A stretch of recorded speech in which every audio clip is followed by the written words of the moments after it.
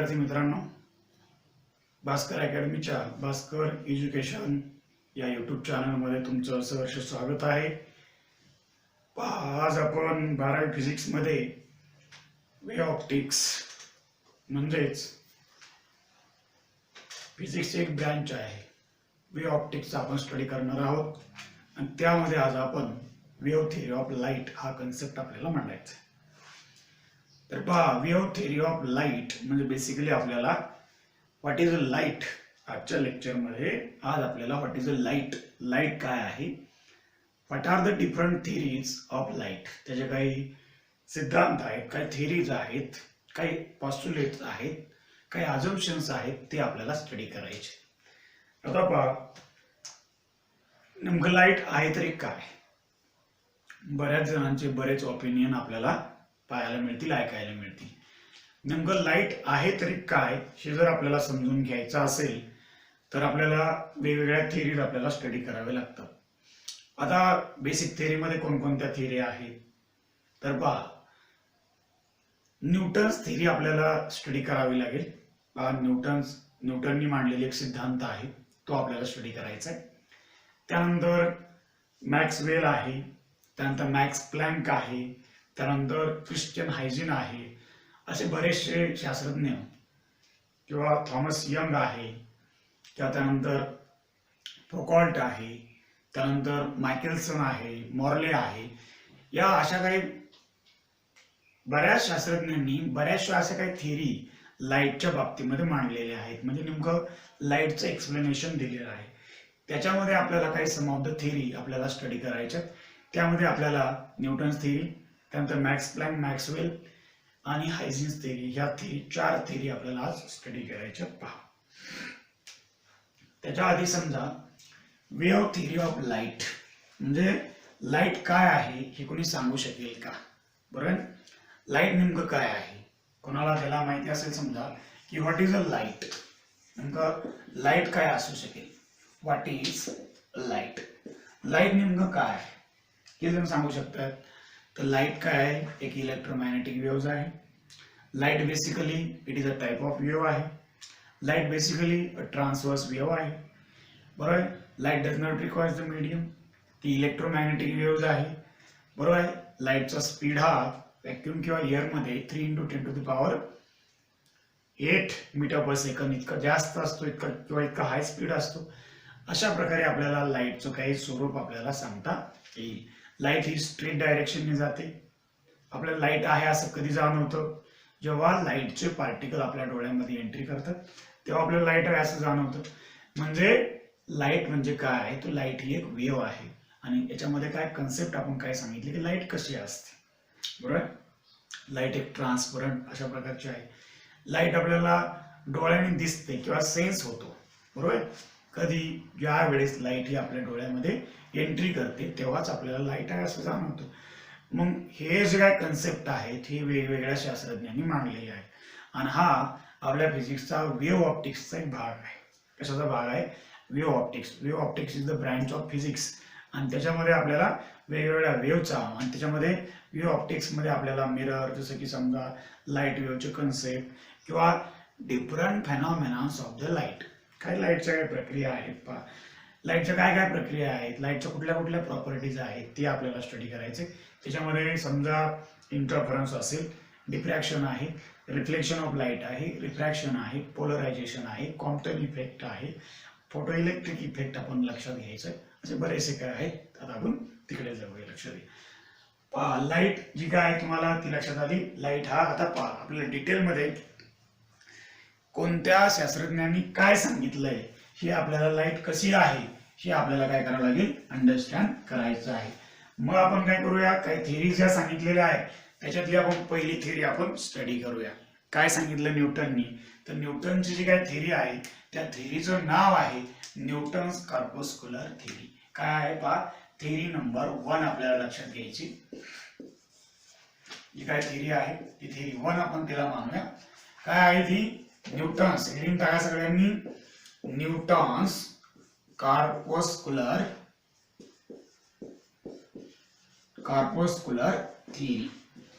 Theory म्हणजे काय, काही जो काय पार्ट त्यांनी तो काय एक्सप्लेन केलाय किंवा जे काय त्यांनी पॉस्युलेट केलेले आहेत, सच पॉस्युलेट्स आपल्याला काय करायचे, एक्सप्लेन करायचे. बघा आता पहा, लक्ष द्या, काय सांगितलं न्यूटननी. तर न्यूटननी नेमकं लाईट काय प्रेडिकेशन सांगितले, लाईटच्या बाबतीमध्ये त्यांनी काय मत मांडलं, लाईट काय असते हे त्यांनी एक्सप्लेन केलंय. आपल्याला तोच पॉइंट आपल्याला घेऊन पुढे जायचंय. बघा, त्यांनी सांगितलं इज सोर्स ऑफ लाईट. पहा, पहिला त्यांनी जो काय पॉस्युलेट गृहीत धरलं, लिहून घेऊ शकता तुम्ही. इज सोर्स ऑफ लाईट, आपल्याकडे सुद्धा लाईट आपण पाहतो. Is source of light emits small or tiny particles known as a corpuscles. त्याला काय म्हणतात, कार्पस्कल्स म्हणतात. म्हणून त्या थिअरीचं नाव काय पडलंय, न्यूटन्स कार्पस्कुलर थिअरी. एक छोटासा असा पार्टिकल आहे, दिसतो का डोळ्याने आपल्याला दिसत नाहीये. लक्षात घ्या, कसा आहे तो, एकदम अशा प्रकारचा इनव्हिजिबल आहे, तो इलॅस्टिक आहे, तो रिजिड सुद्धा आहे, बरोबर आहे. अशा प्रकारचा जो काही पार्टिकल आहे तो आपल्याला लक्षात घ्यायचा आहे आणि त्याला कार्पस्कल म्हणतात. काय म्हणतात, कार्पस्कल म्हणतात. पुढचा पार्ट हा आला आपला एक पॉइंट, हे त्यांनी काय केलं, गृहीत धरलं. अजून काय मांडलं, तर दुसरा पॉइंट आपण लक्षात घेऊया.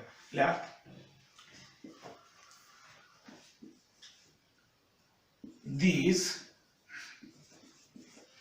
particle or this corpuscle, these particle are elastic, rigid in nature.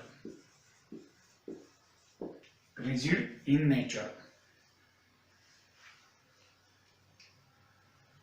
Next तिसरा पॉइंट, आता हे जे काय पार्टिकल्स आहेत याला वेगळे कलर असतात. पहा, आपण बऱ्याच वेळेस डिफरंट कलरच्या लाईट आपण स्टडी करतो आणि न्यूटन काय सांगतो, तर न्यूटन सांगतो different colours of corpuscles due to different sizes of it.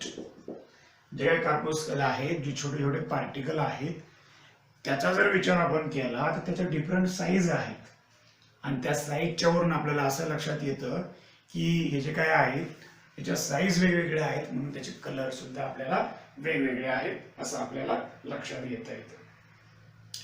पहा, नेक्स्ट पॉइंट, आपल्याला लाईट आहे असं कधी जाणवतं, when we get the sensation of light. Light आहे असं आपल्याला कधी जाणवतं. पहा, we gate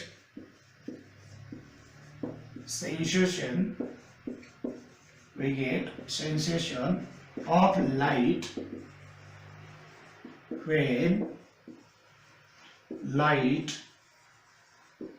enters in our eye or eyes. When we get the sensation of light when light enters in our eye or light falls on the retina of our eye. समजा आपण डोळे झाकून घ्या, डोळे जर आपण झाकून घेतले ना तर लाईट आहे असं आपल्याला वाटणार नाही आणि डोळे उघडले की लाईट आहे असं आपल्याला जाणवतं. म्हणजे लाईट असून सुद्धा जर आपण डोळे झाकून घेतले आणि लाईट जर आपल्या लाईटचे जे काही पार्टिकल आहेत ते जर आपल्या डोळ्यामध्ये एंट्री जर नाही केली तर आपल्याला काही जाणवणार नाहीये, असं आपल्याला लक्षात येत आहे. देन नेक्स्ट अजून काय सांगितलं, लाईट जे काही पार्टिकल्स आहेत आर व्हेरी वेटलेस किंवा व्हेरी स्मॉल वेट किंवा त्याला वेटच नाही असं आपल्याला लक्षात घेता येतं. लाईटचे जे काही पार्टिकल आहेत वेटलेस आहेत असं आपल्याला सांगता येतं. लाईटचे पार्टिकल टायनी वे आहेत हे आपण लक्षात घेतलं. दुसरी बाब आपल्याला लक्षात घ्यायची की लाईट पार्टिकल जे आहेत किंवा कार्पस्कल्स आहेत travels in a straight line. पहा ते कधीच समजा एका पाथने जर जात असतील तर कधीच ते काय होत नाही, झिगझॅग जात नाही, एक स्ट्रेट पाथने ते काय होतात, प्रपोगेट होतात, हे आपल्याला सांगता येईल. या these आपण त्याला कार्पस्कल्स म्हणूया. these corpuscles travels along a straight line,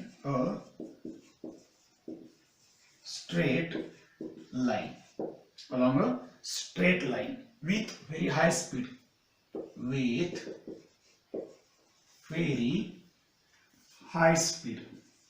तर जो काय स्पीड आहे तो स्पीड कसा आहे, मॅक्झिमम आहे, जास्तीत जास्त आहे. अजून काय सांगितलं याच्यामध्ये, अजून एक त्यांनी बाब सांगितले, लक्षात घ्या. The speed of light particles किंवा स्पीड ऑफ लाईट, पहा speed of light in denser medium which is greater than speed of light in a rarer medium किंवा रेअर मीडियम. कसं असू द्या, काही असू द्या, जे काय सांगितलंय, जी काय थिअरी आपल्याला सांगितली आहे, न्यूटननी जे काय कन्सेप्ट आपल्याला सांगितले ते कन्सेप्ट आपल्याला लक्षात घ्यायचे. पुढे अजून एक पॉइंट सांगितला त्यांनी, तो पॉइंट काय सांगितला, लास्ट पॉइंट याच्यामध्ये अजून त्यांनी काय एक्सप्लेन केला, when the particles or the corpuscles emits from the source of light, then the mass of such a source goes on decreases. काय सांगितलं पुन्हा एकदा लक्षात घ्या. when the particles or the corpuscles emits from the source of light, then the mass of such a source of light goes on decreases. ते काय होतं, कमी कमी कमी कमी होत जातं, लक्षात घ्या. मग ते बी आपल्याला लक्षात घेता येईल. when corpuscles emits from source of light, comma, then mass of source goes on decreasing किंवा decreases, goes on decreasing. हे बी आपल्याला न्यूटननी सांगितलेलं आहे. पहा असे काही पॉस्टुलेट, असे काही त्याचे प्रेडिक्शन आहेत, हे आपल्याला न्यूटननी एक्सप्लेन करून सांगितलेलं आहे. आता याच्यामध्ये काही बाबी असे बी आहेत, याच्यातले जे काही भाग आहेत, काही न्यूटनला करेक्ट सांगता आले आणि काही न्यूटनला काही सांगता नाही आले, म्हणजे एक्सप्लेन करता नाही आले. त्याने अझम्पशन तर केले, पण काही अझम्पशन त्याचे चुकीचे ठरले, आणि असे काही अझम्पशन चुकीचे ठरल्यामुळेच न्यूटनची ही काय थेरी होती, ही थेरी तितकीशी काही हिलने ऍक्सेप्ट केलेली नाहीये किंवा ती रिजेक्ट केलेली आहे, असंही आपल्याला त्याच्यामध्ये अंडरस्टँड करता येतं किंवा सांगता येतं. तर तो मुद्दा आपण लक्षात घेऊया. पहा न्यूटननी काय काय सांगितलं पुन्हा एकदा. The light source consist of the small tiny particles known as a corpuscles. त्याला आपण काय म्हणतो लक्षात घ्या, त्याला आपण म्हणतो कॉर्पस्कल. हे आपल्याला महत्वाचं आहे. त्यानंतर these particles are elastic, rigid किंवा वेटलेस. ते पार्टिकल कसे आहेत, वेटलेस आहेत, लक्षात घ्या. त्याला कुठल्याही प्रकारचं वेट नाही, हे आपण सांगू शकतो. Then different colours of the corpuscles किंवा लाईटचे जे काही पार्टिकल्स आहेत, due to the different sizes, त्याचे वेगवेगळ्या साईज असतात, त्या साईजमुळे त्याचे वेगवेगळे कलर्स असतात, हे आपल्याला लक्षात घेत. when we get the sensation, whenever light enters in our eye, then we get the sensation of light. हे आपल्याला सांगता येईल. Then corpuscles travels along the straight line with very high speed. त्याचा खूप स्पीड. आता स्पीड आपल्याला माहितीच आहे. जनरली जर आपण विचार केला तर स्पीड किती आहे एखाद्या लाईट पार्टिकलचा, एअर मध्ये म्हणा किंवा व्हॅक्यूम मध्ये म्हणा, तो आपल्याला माहिती आहे. इलेक्ट्रोमॅग्नेटिक थेअरीवरून आपण तो कॅल्क्युलेट सुद्धा केलेला आहे, तो आपल्याला माहितीच आहे. आणि तो आहे 3 × 10⁸ मीटर पर सेकंद. तो बी आपल्याला लक्षात घेता येईल. त्यानंतर पुढे आपल्याला काय सांगता येईल, त्याने अजून एक काय अझम्पशन सांगितले बघा. The speed of light in denser medium is greater than the rear medium. आता कदाचित असं जर आपण पूर्ण अभ्यास केला आणि विचार केला तर हे जे काय त्याचं अझम्पशन आहे हे चुकीचं वाटतं आपल्याला, किंवा ते पुढं फॉकॉल्ट नावाचा जो काही शास्त्रज्ञ आहे त्याने ते चुकीचं ठरवलेलं आहे आणि त्याने करेक्ट करून सुद्धा सांगितलेलं आहे ते आपण पाहणारच आहोत पुढे. त्यानंतर काय सांगितलंय, when corpuscles emits from the source of light then the mass of such a source of decreases. पण असं काही होत नाहीच आहे नॅचरली, पण त्यांनी काय सांगितलेलं की सोर्सचं मास कमी कमी होत जातं, असे काही त्यांनी अजम्पशन सांगितले, नोट डाऊन करा. त्यानंतर पहा तो काय एक्सप्लेन करू शकला आणि काय एक्सप्लेन करू शकला नाही. न्यूटननी काय आपल्याला एक्सप्लेन केलं आणि काय काय थिअरी जे आहेत काय एक्सप्लेन केलं नाही. आता जर आपण असा विचार जर केला तर बरेच काही न्यूटनचे त्या थिअरीवरती डिपेंड असलेले काही लाईट वेव्हचे काही फेनॉमेनॉन्स आहेत, जसं की रिफ्लेक्शन आहे, रिफ्रॅक्शन आहे, इंटरफरन्स आहे, पोलरायझेशन आहे, कॉम्प्टन इफेक्ट आहे, त्यानंतर फोटो इलेक्ट्रिक इफेक्ट आहे, रमन इफेक्ट आहे, असे बरेचसे काही लाईट वेव्हचे इफेक्ट्स आहेत. त्यातले तो कोणते एक्सप्लेन करू शकला आणि कोणते एक्सप्लेन करू शकला नाही त्याचं आपल्याला थोडक्यात अंडरस्टँड करायचं. म्हणजे याचा अर्थ मेरिट्स आणि डिमेरिट्स आपल्याला लक्षात घ्यायचे. तर पुढं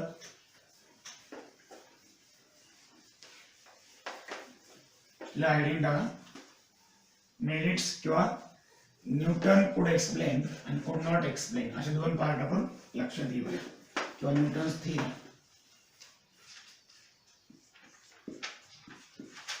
कुड एक्सप्लेन, एक आपण त्याचा कॉलम करूया, आणि कुड नॉट एक्सप्लेन, कुड नॉट एक्सप्लेन म्हणजे काय काय एक्सप्लेन करू शकला आणि काय एक्सप्लेन करू शकला नाही. आधी काय एक्सप्लेन करू शकला ते आपण लक्षात घेऊया. Rectilinear propagation, rectilinear propagation of light हे एक्सप्लेन तो करू शकला. आता आपल्याला माहितीच आहे रेक्टिलिनियर म्हणजे काय, लाईट ही स्ट्रेट पाथने ट्रॅव्हल होते हे आपल्याला माहिती आहे. दुसरं रिफ्लेक्शन आणि रिफ्लेक्शन एक्सप्लेन करू शकला. रिफ्रॅक्शन सुद्धा एक्सप्लेन करता आलं.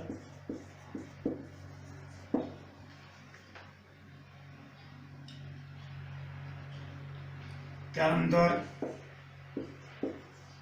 इनव्हर्स स्क्वेअर लॉ लाईटच्या बाबतीचा इफेक्ट आहे, अशा प्रकारे तो एक्सप्लेन करू शकला. आता दुसऱ्या बाजूला तो काय एक्सप्लेन करू शकला नाही ते आपण लक्षात घ्यायचे.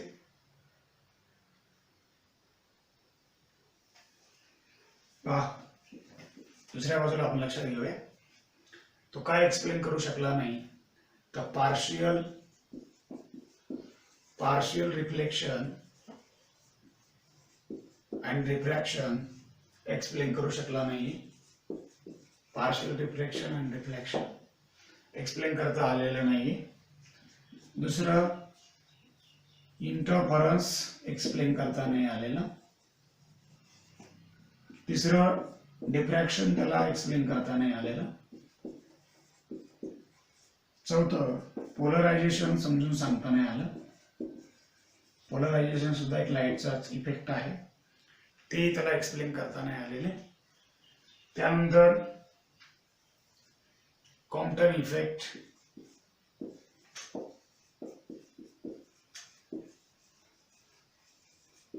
त्यानंतर photo electric effect,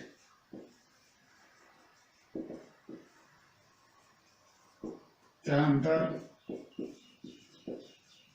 Raman effect ही पहिलीच थिअरी होती लक्षात घ्या. बऱ्याच काही अपेक्षा असताना सुद्धा किंवा नसताना सुद्धा बरेच काही इफेक्ट लाईट वेव्हच्या बाबतीमध्ये असतील आणि ते एक्सप्लेन करता नाही आलेले तरी काय हरकत नाही. समजा अजून त्याने ज्या थिअरी मांडल्या होत्या त्याच्यामध्ये अजून त्याचे काही ड्रॉबॅक आहेत, ते ड्रॉबॅक आपल्याला लक्षात घ्यायचे. ते कुड नॉट एक्सप्लेनच्या खालीच आपण लिहिणार आहोत. पहा हे 6 पॉइंट लिहून घ्या.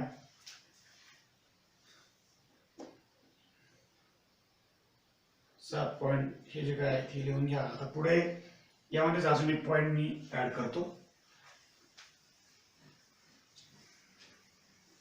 पहा basically Newton proposed that the speed of light in denser medium is greater than speed of light in denser medium is greater than rear medium, पण असं असू शकत नाहीये. हे काय केलं, फौकॉल्ट नावाच्या शास्त्रज्ञांनी ते त्याच्या प्रकृतीची जी काही प्रोसेस आहे त्यांनी ते सिद्ध करून दाखवलं. Speed of light is greater in rear medium than denser medium, हे त्यांनी सिद्ध करून दाखवलं.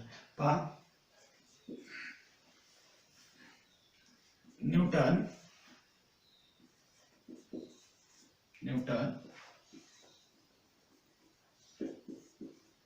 predicted wrongly speed of light denser medium is greater than speed of light rear medium. Later on,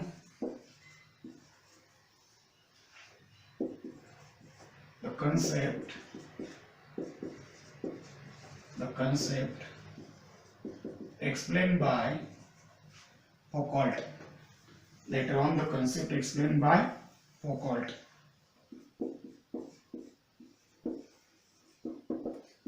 Explained by Foucault as speed of light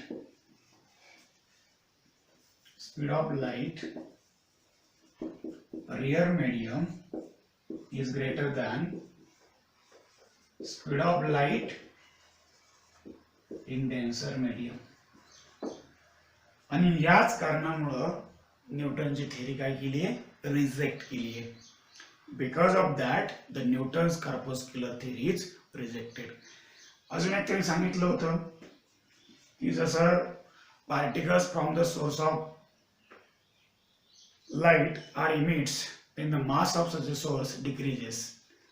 असंही त्यांनी सांगितलं होतं, पण तसं सुद्धा होत नाहीये. लक्षात घ्या, the mass of such a source remains constant. Mass काय राहतं, रिमेन्स कॉन्स्टंट. नोट डाऊन करा. पहा, the mass of such a source of light by which the particles of light किंवा corpuscles of light are emitted, the mass remains constant. Mass remains constant, mass not affected. कुठल्याही प्रकारचा त्याच्यावरची परिणाम होत नाही. तर अशा काही त्यांनी चुकीचे, काही बरोबर, असे काही बरेचसे काही पॉसिबिलिटी मांडले, पण बरेच काही कन्सेप्ट त्याला एक्सप्लेन करता नाही आले. न्यूटनची ही पहिलीच थेरी होती, असू द्या, पण तरी सुद्धा बऱ्याच काही गोष्टी न्यूटननी ज्या काही मांडल्या होत्या त्या काही बऱ्याचशा खऱ्या होत्या आणि त्याने त्या एक्सप्लेन सुद्धा केल्या. लक्षात घ्या. आणि न्यूटनची थेरी जी काय आहे, दिस इज द बिल्डिंग ब्लॉक और the basic theory of the two explain the light. Light जर आपल्याला समजून सांगायची असेल, लाईट नेमकी काय आहे, तर न्यूटनची थेरी सोडून आपल्याला पुढे जाता येत नाही. लक्षात घ्या. म्हणून न्यूटनची थेरी. पुढं जो काय क्रिस्टियन हायजीन आहे, त्या क्रिस्टियन हायजीन या शास्त्रज्ञानं न्यूटनच्या थेरीमध्ये असलेले ड्रॉबॅक बाजूला करून त्याचा स्टडी करून काय केलं, पुढे त्यांनी, आणि with the help of some of the other theory सुद्धा आहेत, अशा 2-3 थेरीचा अभ्यास करून त्या हायजीनने काय केलं, पुढे चालून त्याची स्वतःची एक थेरी डेव्हलप केली. आणि ती थेरी काय झाली, युनिव्हर्सली ऍक्सेप्टेड. सगळ्यांनी काय केली, ती ऍक्सेप्ट केली. ती आपल्याला पुढे लक्षात घ्यायची.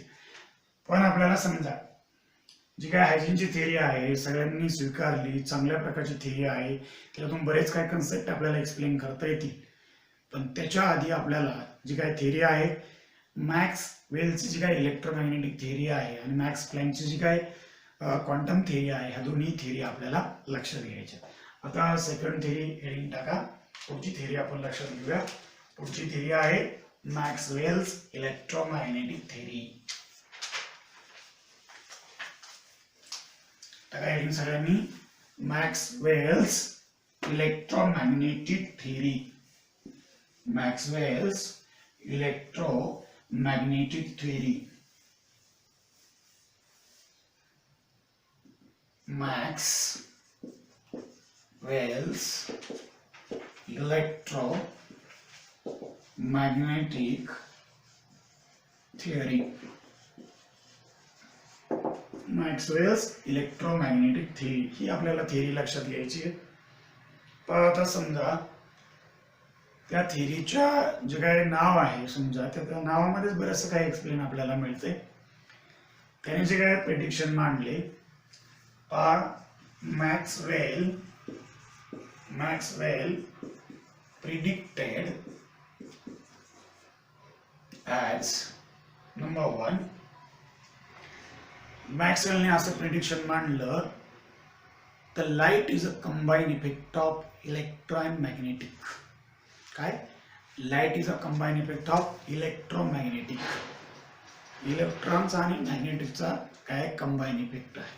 पहिलं पॉस्युलेट त्यांनी मांडलं, light is combined effect of electromagnetic field. Magnetic field हे आपल्याला लक्षात येत आहे. पुढे त्यांनी सांगितलं की लाईट इंडिकेट्स किंवा light shows relationship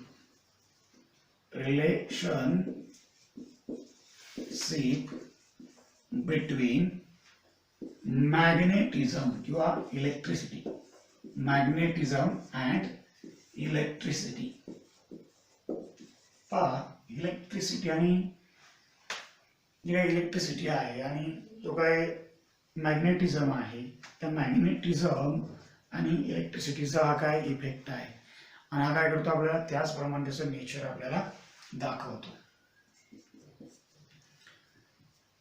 light wave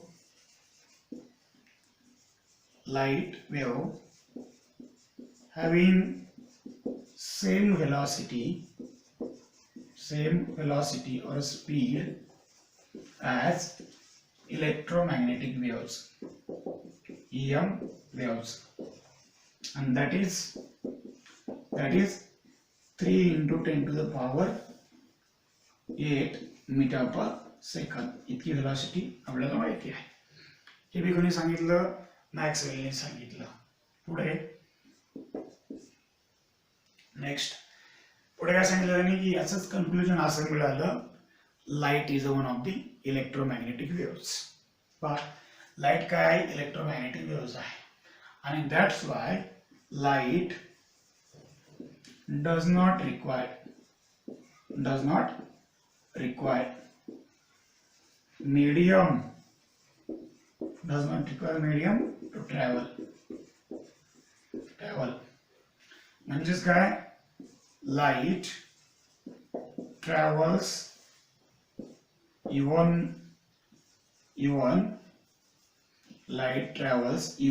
through a vacuum. म्हणजे लाईट काय होऊ शकते, व्हॅक्यूम मधून सुद्धा जाऊ शकते. हे सुद्धा त्यांनी एक्सप्लेन केलेलं आहे, त्यांनी सांगितलेलं आहे. त्यानंतर म्हणजे याचा अर्थ काय आला, याचा मीनिंग असा लागला की hence light is a EM waves. काय, लाईट ही EM वेव्स आहे. किंवा नेचर ऑफ लाईट कसं आहे, मग ट्रान्सवर्स नेचर आहे. कसं आहे, ट्रान्सवर्स नेचर आहे. हे बी आपल्याला याच्यावरून लक्षात घेता येईल. The nature of light is transverse nature. हे त्यांनी सांगितलं नाही, पण आपण एक अंदाज लावू शकतो की अशा प्रकारे इलेक्ट्रोमॅग्नेटिक वेव्स आहे म्हणजे त्याचा अर्थ ती ट्रान्सवर्स वेव्ह असायला पाहिजे, असं आपल्याला त्यामध्ये बोलता येईल. तर हे झाले काही some of the postulates or the predictions by Maxwell in such a electromagnetic theory. Note down करो.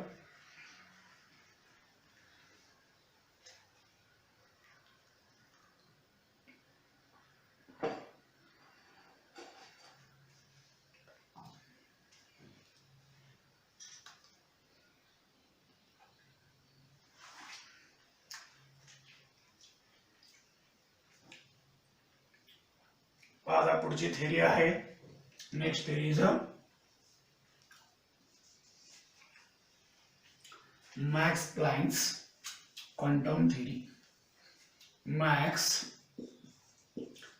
प्लॅंक्स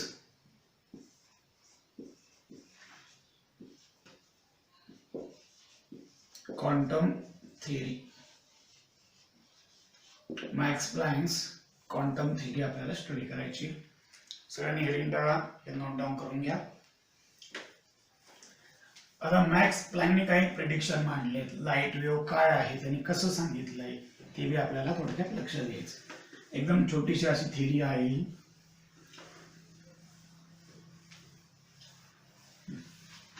पहा मॅक्स प्लॅंक काय सांगितलं. मॅक्स प्लॅंकनी Max Planck's predictions predicted as, त्यांनी काय प्रेडिक्शन सांगितले.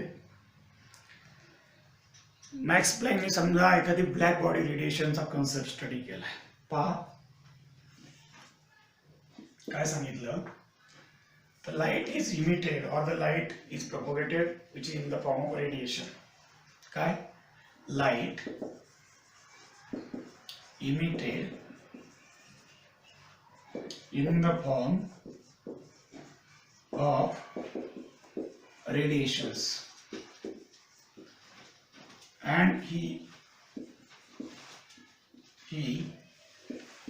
explained it by black body radiation. Concept of the black body radiation. Black body radiation पासून जे काही कन्सेप्ट आहे त्याचा त्यांनी उपयोग केला.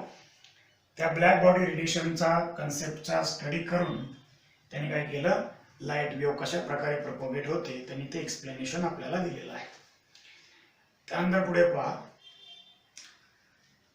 लाईट जे काय आहे, लाईटचे जे काही पार्टिकल्स आहेत किंवा रेडिएशन्स आहेत, ते रेडिएशन्स जे काही छोटे छोटे light consist of such particles known as a quanta, त्यांनी त्याला नाव दिलेलं आहे क्वांटा. काय नाव दिलंय, क्वांटा. दुसरं सांगितलं त्यांनी, such a small light particles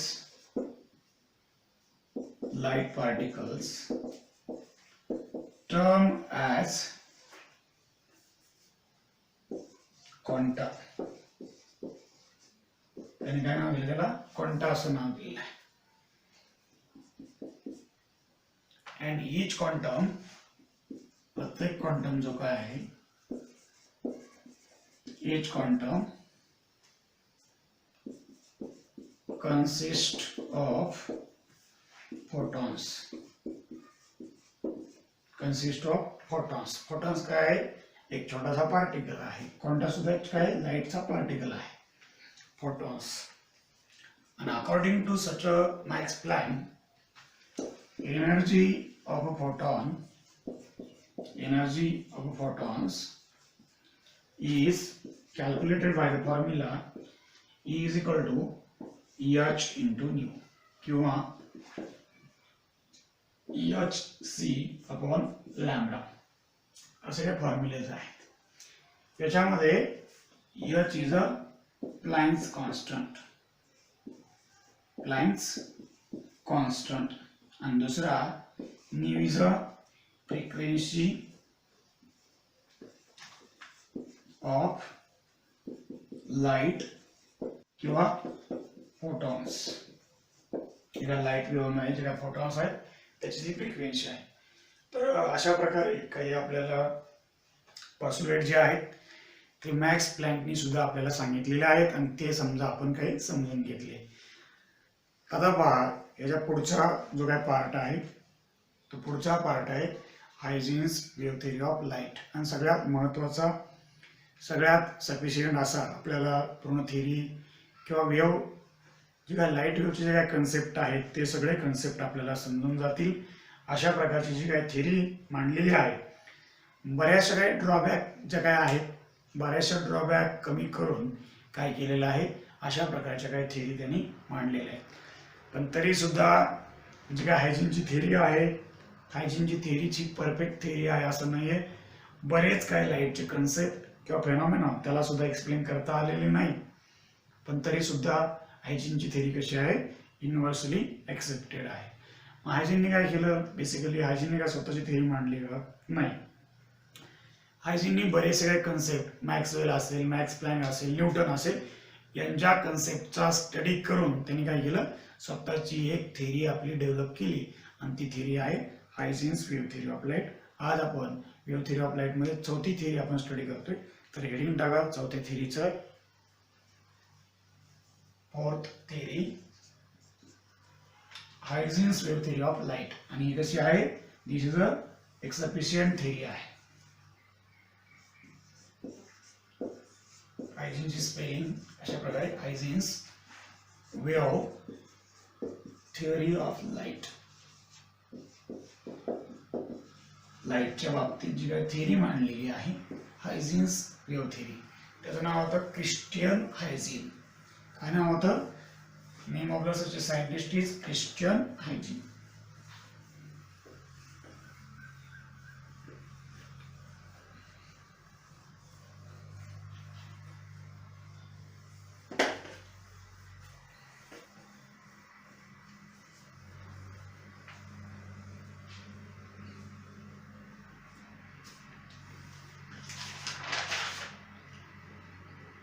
पहा हायजीनने काय कन्सेप्ट मांडला होता, तो कन्सेप्ट आपण लक्षात घेऊया.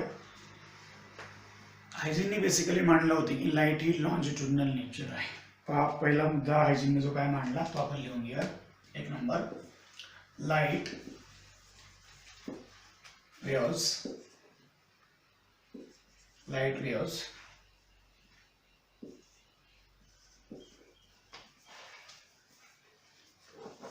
are longitudinal in nature. आता बघा पहिलं वाक्य मी असं लिहिलं की light wave is a longitudinal nature. हे कोणी सांगितलं, हायजीनने सांगितलं. म्हणजे समजा न्यूटन असेल किंवा मॅक्सवेल असेल किंवा मॅक्स प्लँक असेल, या सगळ्यांच्या थिअरी त्यांनी स्टडी केल्याच्या नंतर सुद्धा काय मांडलं त्यांनी, या सगळ्यांच्या थिअरीचा अभ्यास करून सुद्धा त्यांनी असं मांडलं की लाईट वेव्ह काय आहे, एक लॉन्जिट्युडिनल नेचर असलेली वेव्ह आहे. पण असं नव्हतं, हे नंतर त्याच्या लक्षात आलं. पण त्यांनी पहा, मग आपल्याला आधी एक बाब लक्षात घ्या. जर समजा अशी लॉन्जिट्युडिनल नेचर असलेली वेव्ह आहे, लॉन्जिट्युडिनल वेव्ह आहे, तर कशाची गरज आहे, याचा मुद्दा पुढे जातो. Light requires medium to propagate. त्यांनी काय सांगितलं बघा, light requires medium to propagate. हे त्यांनी मांडलेलं, मीडियम टू प्रोपोगेट. आणि त्या मीडियमचं एक नाव ठेवलं त्यांनी, and such a medium consider as hypothetical luminiferous ether medium. म्हणजे पहा, समजा त्याला प्रश्न विचारला की समजा सनलाइट आहे आणि ही sunlight propagated from the sun and reaches to the earth, and this is a longitudinal in nature, then how to propagate. त्यांनी सांगितलं की समजा सन आणि अर्थच्या मध्ये कुठली तरी मीडियम प्रेझेंट आहे, एक हायपोथेटिकल मीडियम आहे, तिचं नाव त्यांनी ल्युमिनिफेरस इथर मीडियम असं ठेवलं. आणि अशा प्रकारची मीडियम आहे म्हणून काय होतं, त्या ठिकाणाहून लाईट काय होते, सन पासून अर्थ पर्यंत प्रोपोगेट होते. हे त्यांनी काय केलं, थोडंसं अंडरस्टँडिंग दिलं.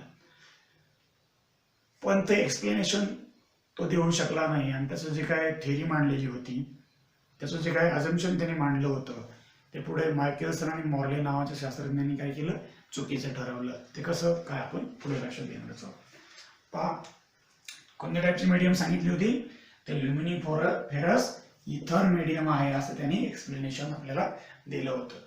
पण नंतर लक्षात काय आलं, त्याच्या पुढचा मुद्दा, later on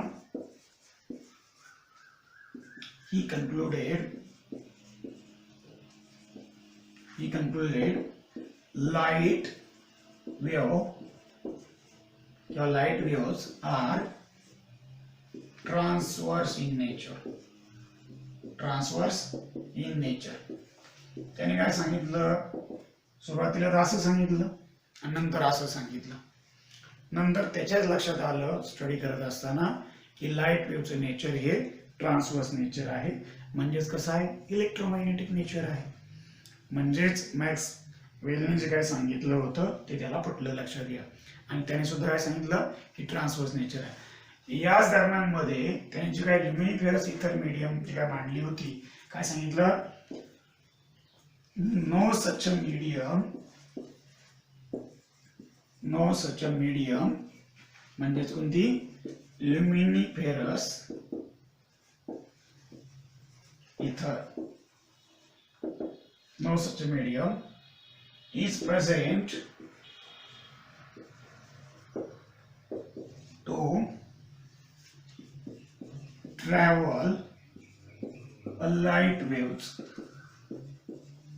explained by Michelson and Morley. Morley आणि मायकेलसन नावाचे दोन शास्त्रज्ञ होते. त्यांनी काय सांगितलं, छे असलं कुठल्याच प्रकारचे मीडियम नाही. आणि हे काय सांगितलंय, हायजीनने काहीतरी वेगळंच सांगितलंय. पण नंतर हायजीनला सुद्धा तो जो काय कन्सेप्ट आहे मायकेलसन आणि मॉर्लेनी मांडलेला तो त्याला पटला. मग याचा अर्थ असा झाला, याचं कन्क्लुजन असं निघालं की लाईट प्रोपोगेट व्हायला कुठल्याच प्रकारच्या मीडियमची गरज नसते. म्हणजे याचा अर्थ काय झाला, light propagates through a vacuum also. म्हणून तर आपण पाहतो की सूर्यापासून येणारी जी लाईट आहे ती डायरेक्ट अर्थवरती येते, म्हणजे मध्ये व्हॅक्यूम जरी असेल तरी सुद्धा लाईट प्रोपोगेट होते, हे आपल्याला याच्यावरून सिद्ध करता आलं. तर असा काही कन्सेप्ट त्यांनी मांडला होता इनिशियली, आणि त्याच्यावरती कशा प्रकारे कुणी कसं कन्क्लुजन दिलं ते आपल्याला नंतर लक्षातच आलं. तर ते सुद्धा आपण लक्षात घेतलं. पुढे आता पहा, तिसरा पॉइंट असं सांगितला त्याने, असा तिसरा पॉइंट असं लक्षात घेतला की different colours of the light. काय आहेत, different colours of the light. त्याने पार्टिकलला दुसरं काय नाव दिलं नाही. पहा, लाईट वेव्हचे जे काय पार्टिकल होते त्याला त्याने पार्टिकलला पार्टिकल असंच नाव दिलं, नाव काय बदललेलं नाहीये. मात्र तेच पार्टिकल स्मॉल, टायनी आणि वेटलेस, इलास्टिक, रिजिड आहेत, हे बी ते सांगायला काय विसरलं नाही. त्याने ते सुद्धा मागच्या सारखं सांगितलेलंच आहे. त्यांनी हे बी सांगितलं की different colours of light waves due to different wavelengths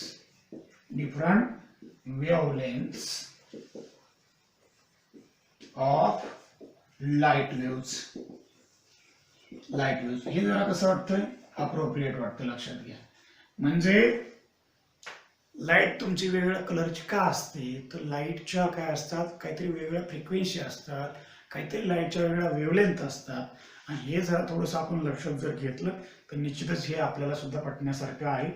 मग अशी साईज वेगळी असते म्हणून कलर वेगळे असतात, हे कोणी सांगितलं, न्यूटनने सांगितलं. त्याला जर आपल्याला थोडंसं चुकीचं वाटतं ते सुद्धा. मग हे जे आहे ते करेक्ट वाटतं ना.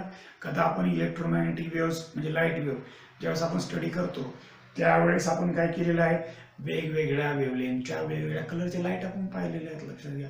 पण त्याच्यामध्ये वेगवेगळ्या वेवलेंथ असली की लाईटचं काय होतं, नेचर बदलतं, हे सुद्धा आपण लक्षात घेतलेलंच आहे. त्याचा जर मुद्दा आपण समोर ठेवला तर हे जे सेंटेन्स आहे ते आपल्याला करेक्ट वाटतं. पुढे लिहा आता.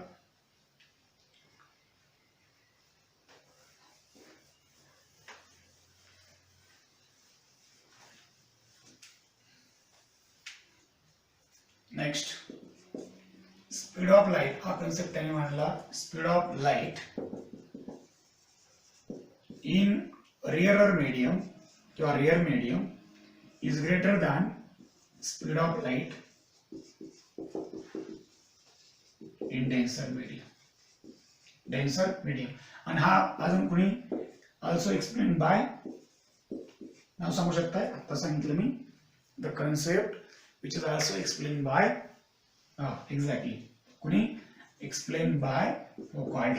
Foucaultने सुद्धा हा कन्सेप्ट सांगितला आहे, आता सांगितलं मी, लक्षात घ्या.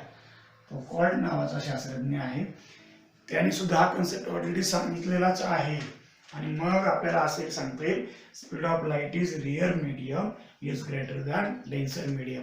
आणि हे कसं आहे, प्रूव्ह केलेलं आहे, लक्षात घ्या. अशा प्रकारे हे सुद्धा आपल्याला त्यांनी लक्षात आणून दिलेलं आहे.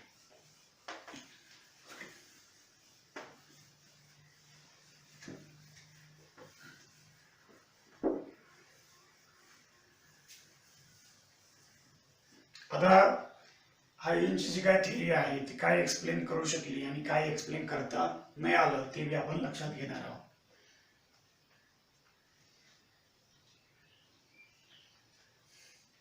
अजून याच्यामध्ये we get sensation of light when light enters in our eye your eyes. इथं न्यूटनने बी सांगितलं होते आणि याने बी सांगितलं, त्यात काय वेगळं नाहीये. आता हा काय एक्सप्लेन करू शकला आणि काय एक्सप्लेन करू शकला नाही पहा. Hygiene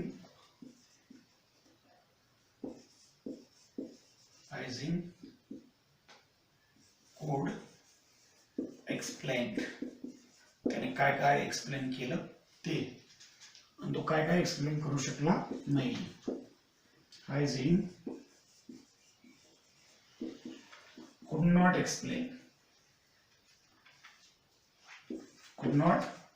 explain, त्याने काय एक्सप्लेन केलं नाहीये, त्याला काय सांगता नाही आलं, कोणते थिअरी त्याला एक्सप्लेन करताना आले त्या, काय एक्सप्लेन करता आलं ते आपल्याला लक्षात घ्यायचं. पहा हायजीनने काय एक्सप्लेन केलं, वर सांगितलेले बरेच कन्सेप्ट त्यांनी जे काय आहेत ते मांडलेच होते, पण त्याच्या पलीकडे जाऊन काय एक्सप्लेनेशन दिलं, त्याने काय व्हेरीफाय केलं किंवा कशाचं प्रूफ आपल्याला मिळवून दिलं ते बी आपल्याला महत्वाचं आहे, ते बी आपण लक्षात घेणार आहोत. त्याने रिफ्लेक्शन ऑफ लाईट हा कन्सेप्ट एक्सप्लेन केला, त्यानंतर रिफ्रॅक्शन सुद्धा त्याने एक्सप्लेन केलं, त्यानंतर त्यांनी इंटरफरन्स, डिफ्रॅक्शन असे बरेच काही कन्सेप्ट त्याने एक्सप्लेनेशन आपल्याला करून दिले किंवा ते व्हेरीफाय करून दाखवले. त्यानंतर तो काय एक्सप्लेन करू शकला नाहीये, त्याच्यामध्ये मी काही आहे लक्षात घ्या. रेक्टिलिनियर प्रोपोगेशन त्याला एक्सप्लेन करता नाही आले, लक्षात घ्या. रेक्टिलिनियर प्रोपोगेशन ऑफ लाईट हे त्याला एक्सप्लेनेशन देता नाही आलं. एनिवे त्यानंतर पुढे त्याला फोटो इलेक्ट्रिक इफेक्ट सुद्धा समजून सांगता नाही आला किंवा एक्सप्लेन करता नाही आलेला. फोटो इलेक्ट्रिक इफेक्ट तो सुद्धा त्याला एक्सप्लेनेशन करता नाही आला. त्यानंतर पुढे पोलरायझेशन हे सुद्धा त्याला एक्सप्लेनेशन देता आलेलं नाहीये. त्यानंतर पुढे कॉम्प्टन इफेक्ट असेल, त्यानंतर रमन इफेक्ट असेल, ते सुद्धा त्याला एक्सप्लेनेशन देता आलेले नाहीत.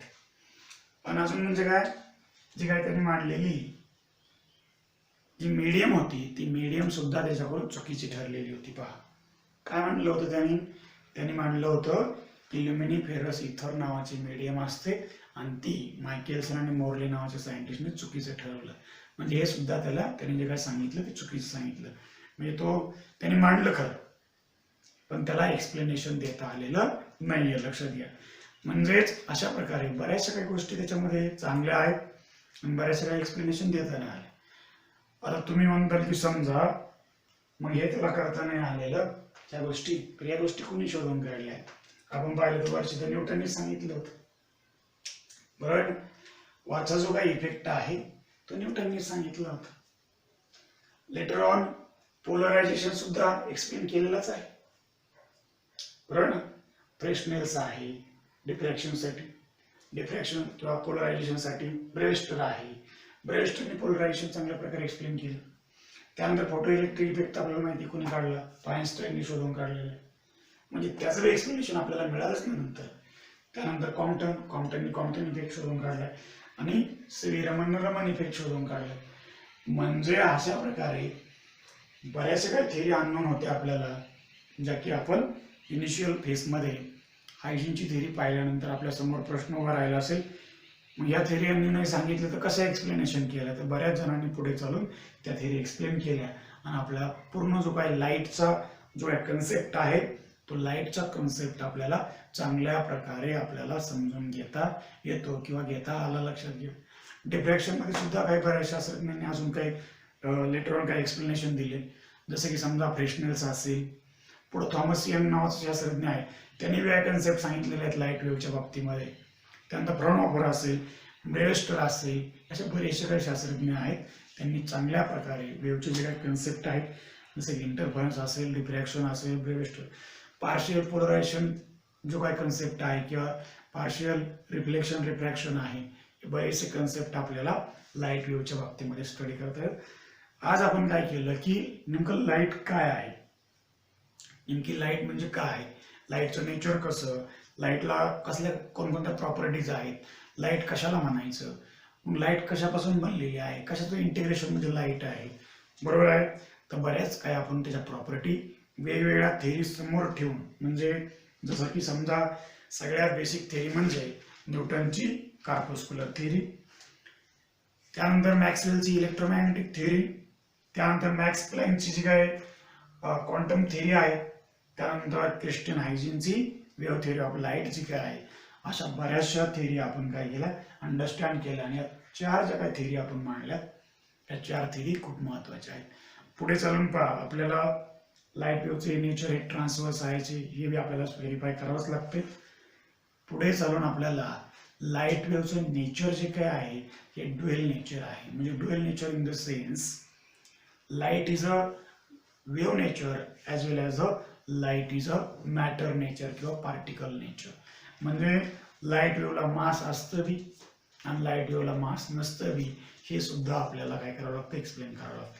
पण एका वेळेस आपण एकच, समजा एखाद्या एक्सपेरिमेंटमध्ये आपल्याला समजून घ्यायचंय लाईट वेव्हला ड्युएल नेचर कसं आहे, लाईट वेव्हला जरी ड्युएल नेचर असेल तरी सुद्धा आपल्याला एका वेळेस मात्र एकच पाहायला मिळतं. जसं की समजा लाईट आपल्याला वेव्ह नेचर आहे हेच आपल्याला एखाद्या एक्सपेरिमेंटमध्ये समजून सांगता येतं, किंवा दुसऱ्या एक्सपेरिमेंटमध्ये आपल्याला लाईट ही मॅटर नेचर आहे हे आपल्याला, किंवा पार्टिकल नेचर आहे, त्याला काहीतरी मास आहे हे आपल्याला काय करता येतं दुसऱ्या पार्टमध्ये एक्सप्लेन करता येतं.